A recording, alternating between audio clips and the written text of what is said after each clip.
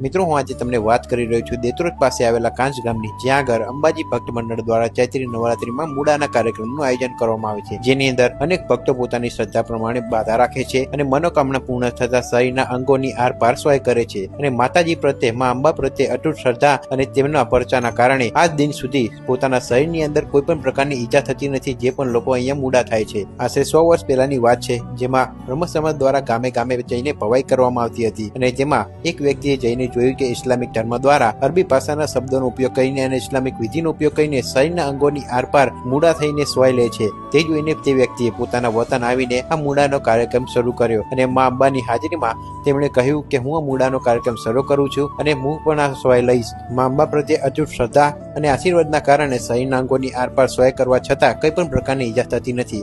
ત્યારથી ગામે ગામેથી લોકો પોતાની શ્રદ્ધા પ્રમાણે બાધા રાખે છે। દર વર્ષે ચૈત્રી નવરાત્રીમાં નૂમના દિવસે કાંચ ગામ ખાતે આ મૂડાનો કાર્યક્રમ થાય છે અને આજુબાજુના ગામડામાંથી અનેક ભક્તો અહીંયા કાર્યક્રમ જોવા આવે છે। માં અંબાએ અનેક ભક્તોની બાધા પૂર્ણ કરી છે। તમને કાંચ ગામના આ મૂડાનો ઇતિહાસ કેવો લાગ્યો કોમેન્ટમાં જરૂરથી જણાવજો। જય અંબે માં।